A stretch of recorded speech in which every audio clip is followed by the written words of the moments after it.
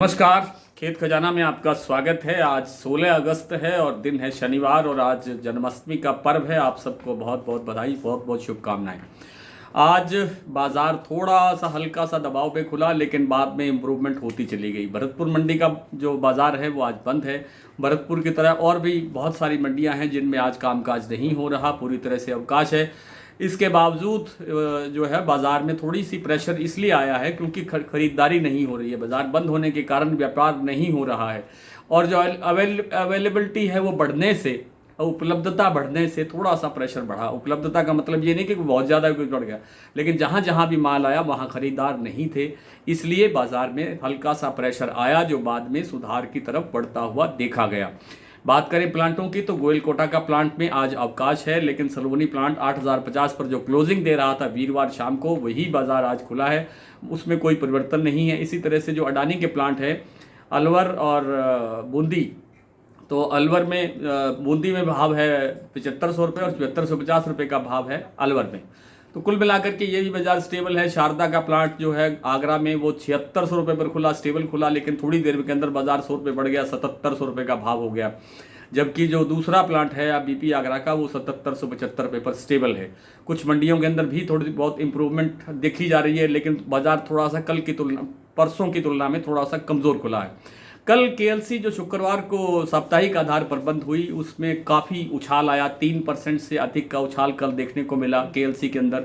उसके पीछे कारण ये था कि जो मलेशिया का निर्यात है वो भी केवल अगस्त महीने का जो पहला पखवाड़ा है 1 से 15 अगस्त के बीच, उसके अंदर ज़बरदस्त वृद्धि हुई है। लगभग 21% तक जो निर्यात में सुधार हुआ है। दूसरा ये है कि इंडोनेशिया की जो गवर्नमेंट है वो ये कहती है कि इंडोनेशिया के अंदर बहुत से ऐसे व्यापार चल रहे हैं पाम तेल के उत्पादन को लेकर के जो अवैध हैं, अवैध तरीके से चल रहे हैं, उन पर कार्रवाई होगी।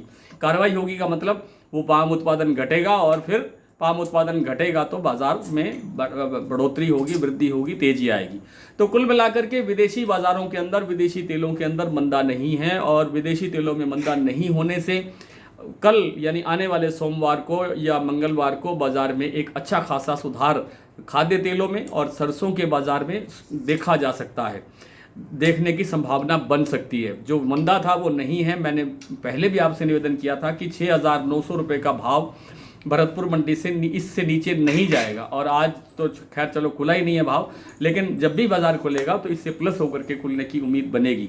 आज जन्माष्टमी है और जन्माष्टमी के पर्व पर हमारे जो वार्षिक सदस्यता है हमारे डेली बुलेटिन की, उसमें छूट चल रही है, वो आज शाम तक उपलब्ध है, आप उसका लाभ उठा सकते हैं। और आज कुछ मंडियों से मैं आपके भाव साझा कर लेता हूं। जो बहुत ज़रूरी मंडियां खुली हैं उन्हीं की बात हो रही है सिर्फ। भरतपुर आज बंद है। जयपुर 7525 या 7500 रुपये के आसपास बना हुआ है, लगभग स्टेबल है।